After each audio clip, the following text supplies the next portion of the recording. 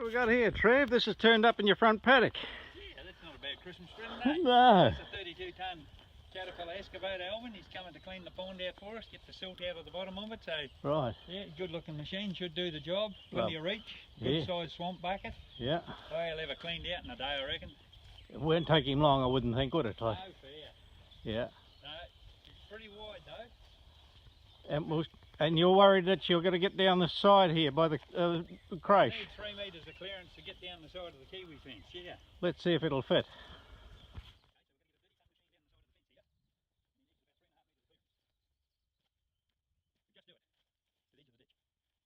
Because this fence here is special, Trev, isn't it? It's not many of these in New Zealand. Predator proof fence, yeah. Predator proof. Predator proof, keeps any vermin from stoats, rats and weasels and feral cats from getting into the forest here where we raise the great spotted kiwi chicks. As you can see, the fence has got a capping that sticks out probably about 200 from the top of the fence, and anything trying to get over the fence can't, because a cat can't claw to get grip to get over.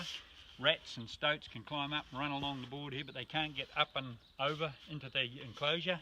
And the netting here with the join is down under the ground and out about 600 from the base of the fence. Right. So anything that tries to burrow in by digging a hole can't actually get in, it'll just encounter the netting under the ground. So all in all, not quite bulletproof, but good enough. Hey, look, we've got the traps around the outside of the fence here, and here you've got one of the the suspects. He's caught by the neck in an instant kill trap, and that's got the black tip on the tail, which means he's a stoat. #1 killer, #1 pest for us. So they're always coming around trying. Also another predator, of course, for our native birds is the introduced wasps, the German and common wasp. And this here is just a little bait mount plate that goes on the outside of the fence here, and a fipronil based meat or fish paste bait will go in there when they switch from the sugar to the protein, and try and keep the wasp numbers down too. So you can see these stoat tunnels here, you can see the egg in there, and then the Doc 200 instant kill trap in there, so the animal comes in through the hole in here and then goes through another hole on the opposite side of the box, across the plate, whammo, dead rat or stoat or weasel. On the inside of the crate here you'll see we have tracking tunnels, and that has an ink pad in it, so if there's any vermin got in there they would run through that, and then we'd just monitor that by taking the ink pad out and trying to identify any of the prints crossing the ink pad. Oh. So far no problems. Okay, here these traps were checked last weekend, so yeah, less than a week ago, and here we've got a rat, fresh rat in this one right at the gate, and of course you saw the stoat in the one a few traps along the fence there, so they're coming all the time. You've just got to keep your guard up.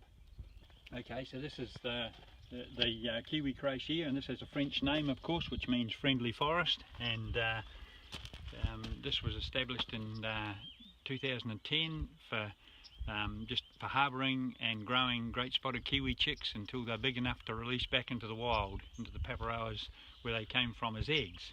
And so we have 3 big juveniles in here at the moment that'll be released before Christmas probably. They're getting up to the optimum weight, which is around 1.5 kilograms. So yeah, all in all we've put a few chicks through here now, probably in the mid-20s, and it's taken 5 years for the first female out of here to breed her own chick in the wild.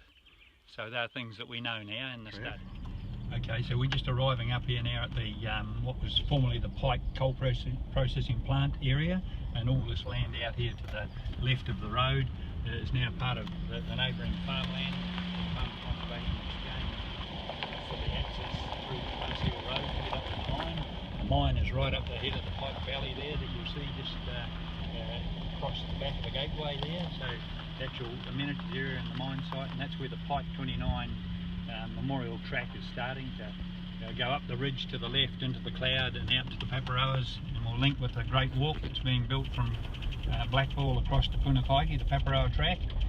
That's all been constructed to commemorate the men lost in the mine disaster, and then we're coming up here now to what's known as the dock staging area for like a quarantine site for checking all the equipment and that the contractors will take back into the Pike 29 track for constructing the track, and there's the substation that was all set up here to supply the power to the mine. That's all being decommissioned shortly, and then this is all part of the ventilation shaft that was quite charred in the explosion in the mine, and this has all been yet to be disposed of off the site. And then of course up here we have set up the staging area where all the mini diggers and power carriers and all the other equipment required to build the track gets inspected for cleanliness, and in the event of something not passing the test, we'll get water blasted over at the screen there. So we'll just pull up here, and this is our staging area office, so to speak. This is where our packs of clothing and equipment going in with the men to the mine. This is where we will inspect it in here for cleanliness and the likes, just make sure there's no foreign seeds and that coming in. It's like a biosecurity check station and that. And of course out here, where you've got all these little mounds of vegetation scattered around, this is where the bathhouse was established out here, and across on the other side of the road of course was all the buildings and workshops associated with the coal processing plant, where the big conveyor and settling ponds and all that were over there. So yeah, this side of the road is pretty much being restored back to its natural state, which one day will again look like that, and when the substation's gone, that will all be rehabilitated, and then yeah, it will just be a tar seal road through the farmland and back into what is now National Park, which was part of the coal mine licence area up there. Right, Trev, what's your little setup here for? So this little portable bivvy is set up here for inspecting mainly the men's clothing and equipment that will go back into the track construction. So you can imagine a pack here, take all the items out, spread out over this net here, and you can already see there's bits of stuff being collected up and thrown in here out of pack pockets and the likes. So all you're doing virtually is looking for any foreign matter that might spread, any weed species of that in along the track and that, just trying to keep it pristine because it's all part of the national park now. And of course, arrangement on here that gets hooked under the helicopter, and these bivvies like this can be lifted by a Hughes 500 for example and flown back into backcountry locations where they're needed. And yeah, so I think there's a couple of these on the other side where the contractors are building the Paparoa track in from the Punakaiki end. So they're a great little field base. Yeah. Okay, Alvin, this is the memorial site at the end of Logburn Road for the Pike mine disaster victims, and it's been set up here on the edge of the local dairy farm, and